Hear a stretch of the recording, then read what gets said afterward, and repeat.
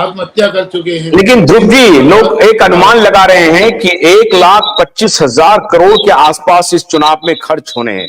1,20,000 करोड़ रुपए खर्च होने हैं पूरे इलेक्शन में।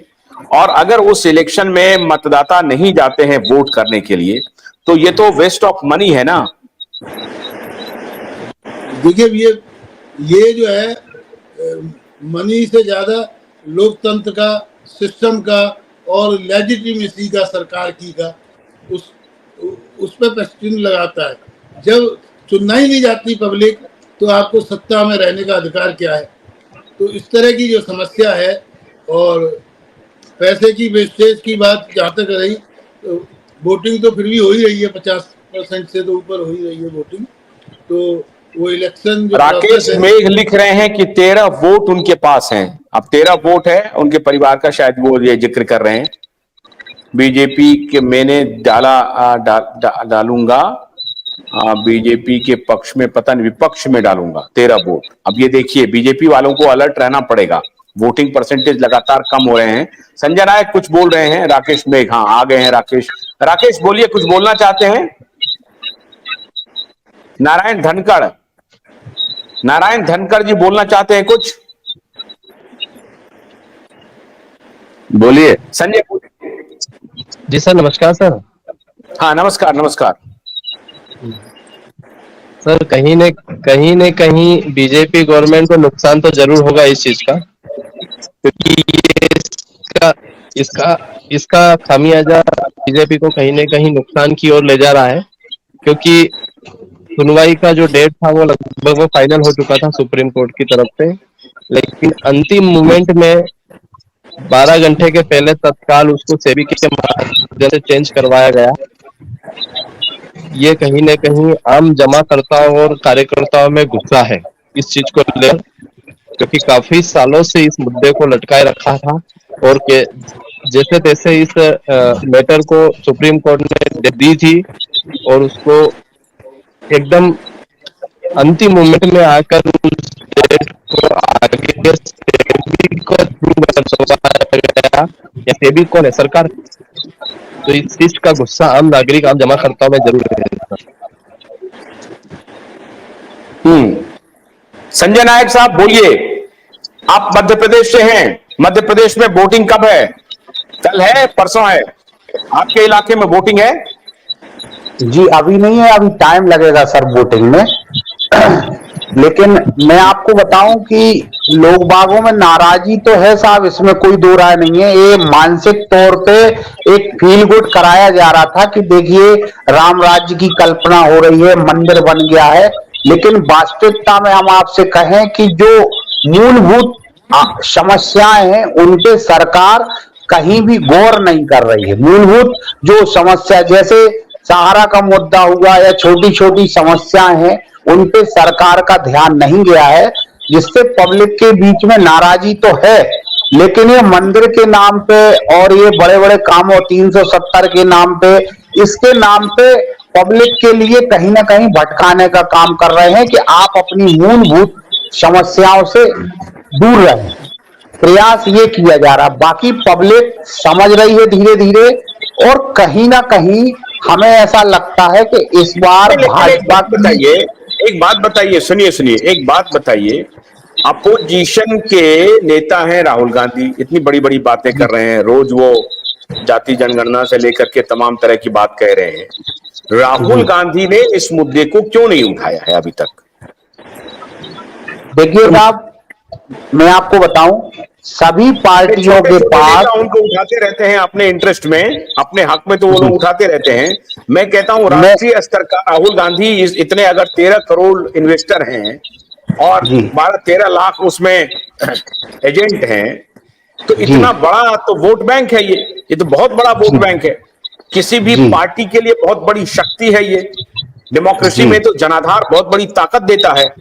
तो हर स्टेट को मिला करके अगर 10-12 करोड़ में से 5 करोड़ वोटर को कांग्रेस पार्टी अपने साथ कर सकती थी, क्यों नहीं की? क्यों राहुल गांधी ने उस मुद्दे को उठाया? क्यों राहुल गांधी उसका आपके साथ जन समर्थन में सड़क पर उतरे?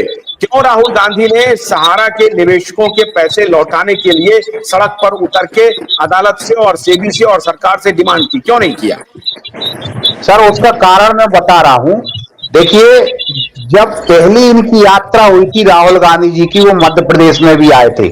मध्य प्रदेश में संयुक्त ऑल इंडिया जन आंदोलन के प्रदेश अध्यक्ष बीरेंद्र सिंह सोलंकी जी ने जब राहुल गांधी जी के पैनल से बात की, जो यात्रा में शामिल होते हैं, देखरेख करते हैं, तो उन्होंने स्पष्ट मना कर दिया कि इस प्राइवेट मुद्दे को हम नहीं उठाएंगे, वो उठाने से मना कर रहे हैं।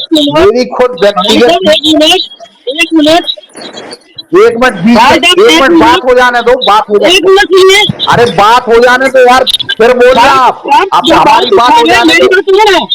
अरे भाई साहब मेरी बात सुनो ना, मेरी बात सुनिए ना।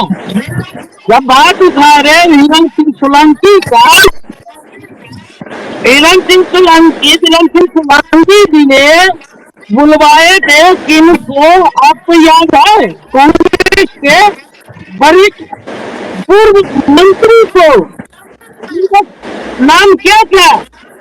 दिग्विजय सिंह। अरे पहले बात तो हो जाने दो यार, शिष्टाचार तो समझो। मीटिंग में अपन जूम में बैठे हैं, बात नहीं करते हैं। पहले एक दिन की बात तो मैं वहीं आ रहा हूँ। अरे मैं वहीं आ रहा हूँ, पहले बात तो हो जाने दो। अरे बात हो जाने दो, मैं वहीं आ रहा हूँ आपकी बात पे, पहले पूरी बात तो कर लेने दो भैया मुझे। तो मैं ये कह रहा था आशुतोष जी, उन्होंने स्पष्ट मना कर दिया था कि इस मुद्दे को नहीं उठाएंगे। मेरी डायरेक्ट, चूंकि वो कांग्रेस से पार्टी से संबंध रखते हैं बीरेंद्र सोलंकी जी, उनके ये शब्द से उनने बहुत प्रयास किया कि हमारी राहुल गांधी जी से इस मैटर पे बात हो जाए, उनने स्पष्ट मना कर दिया। हमारा ये कहने का मतलब है आशुतोष जी कि कंपनी ने कारपोरेट फंड के नाम पे सभी पार्टियों को चंदा दिया है और पूर्व में भी देती आ रही, ठीक है ना। ये उसका असर है कि कोई भी पार्टी इस मुद्दे को उठाना नहीं चाहती है। जब आप 100 करोड़ 50 करोड़ 200 करोड़ रुपया किसी पार्टी फंड में चंदा देंगे तो वो आपके विरोध में वो पार्टी नहीं बोले। कहना चाहता हूं, अभी सबको एक्सपोज कीजिए वन बाय वन, सब नेता को एक्सपोज कीजिए। कोई नेता आपका कोई सगा भाई थोड़ी लगता है, नहीं एक्सपोज नहीं करेंगे। सगा भाई को भी एक्सपोज करना है, अगर गलत करेंगे तो। एक मिनट रुकिए, हाँ ध्रुव जी बोल रहे हैं कुछ, एक मिनट रुकिए। दिल्ली में इतना बड़ा आंदोलन हुआ है, तो उस आंदोलन के बाद में राजनाथ सिंह जी सहारा श्री की पत्नी, जो खुद भी जिनके ऊपर खुद FIR है, उनसे मिलने गए, लेकिन वो निवेशकों से नहीं मिले। इस बात का भी निवेशकों में बहुत सारा गुस्सा है कि आप जिसके ऊपर FIR करते हो उससे तो हमारा जो है रक्षा मंत्री और उसके बाद में केशव मौर्य जी और उत्तर प्रदेश के मंत्री सब मिलने जा रहे हैं, लेकिन निवेशकों के किसी रिप्रेजेंटेटिव को ना तो सुन रहे हैं, ना रिप्रेजेंटेशन का जवाब दे रहे हैं। और यहाँ भी हमने देखा कि 7 जंतर मंतर पे बहुत सारे लोगों ने कहा कि कॉर्पोरेट ध्रुव जी मैं ये कह रहा हूँ सरकार की आलोचना तो हम लोग कर ही रहे हैं, सेबी की कर रहे हैं, सहारा की कर रहे हैं। मैं ये कह रहा हूं कि जो अपोजिशन है वो जनता के प्रति जिम्मेदारी रखता है, जनता की बात को मजबूती से राजनीतिक तौर पर उठाने का काम करता है। तो राहुल गांधी को क्या जाता है, उनके सरकार के समय में चिदंबरम जी ने एक्शन लिया था, और आपको याद होगा उनकी सरकार थी जो 2010 में जब ये गए थे IPO लाने के लिए, उनकी सरकार ने कार्रवाई की थी। तो उनकी सरकार ने जब कार्रवाई की तो राहुल गांधी ने आज आकर के ये क्यों नहीं पूछा है सरकार से कि साहब ऐसा है, हमने कार्रवाई की थी, अब निवेशक का पहले हित कीजिए, निवेशक का और एजेंट का पैसा लौटाइए और इसमें सहारा प्रबंधन को साथ में लेकर के काम कीजिए। क्यों नहीं कह रही है? इसीलिए क्यों नहीं कह रहा है राहुल गांधी? इसीलिए विपक्ष के चरित्र पे सवाल उठाया जा रहा है कि महंगाई है, बेरोजगारी है, सारा निवेशकों का मुद्दा है। चलो वो तो प्रधानमंत्री है, लेकिन किसी भी अपोजिशन पार्टी ने कोई भी मुद्दे को ना इफेक्टिव तरीके से उठाया। और केजरीवाल जो आंदोलनकारी नेता होते हैं उन्होंने भी इस मुद्दे को नहीं उठाया। तो कुल मिला के ये है कि अपोजिशन का आज ये जो हालत हो रही है उसका कारण ये है कि उस पर बहुत मुद्दे थे। हमने देखा दिल्ली के अंदर भी सफाई कर्मचारी 200 दिन की उस पर रहे, धरना दिया, हड़ताल दिया, और आंगनबाड़ी वर्करों ने दिया, डीटीसी के कर्मचारियों ने दिया, उसके बाद मंडी के कर्मचारियों ने दिया, सब बीजेपी के खिलाफ था।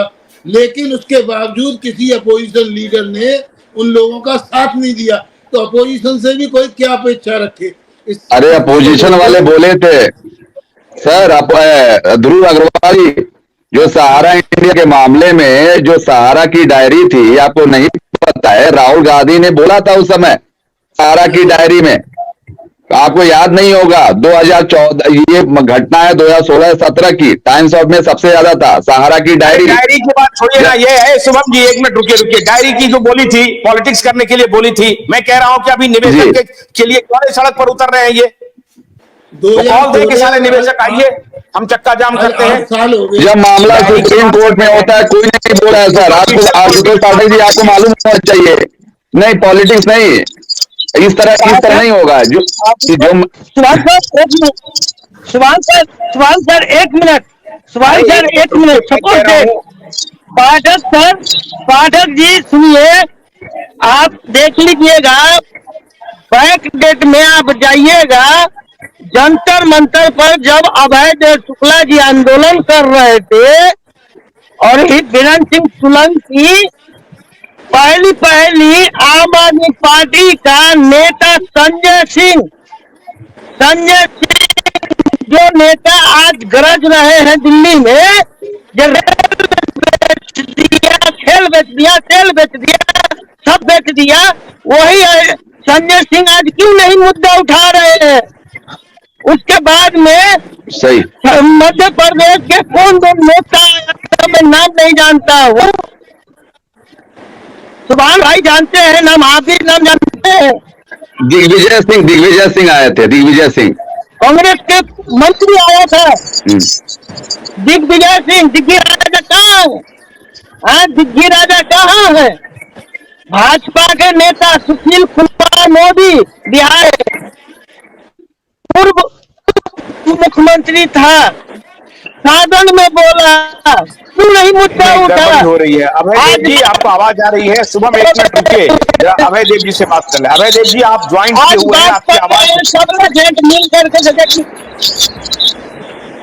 ठीक है अभय देव जी बोलिए। एक छोटी सी प्रधानमंत्री, सुनिए, एक छोटी सी बात मैं बता रहा हूँ, एक प्रधानमंत्री, सुनिए, म्यूट करिए, एक सभा, प्रधानमंत्री की सभा करने में 3 से 4 करोड़ रुपया खर्च।